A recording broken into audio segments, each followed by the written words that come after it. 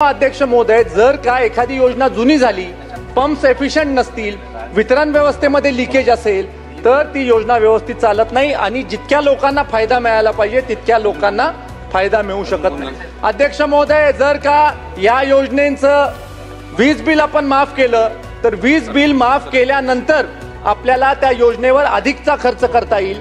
अधिकचा खर्च केला तर जास्त क्षेत्र बागायती खाली येईल आणि जास्त क्षेत्र बागायती खाली आले की राज्याचं उत्पन्न देखील अतिरिक्त ऊसामुळे वाढू शकेल।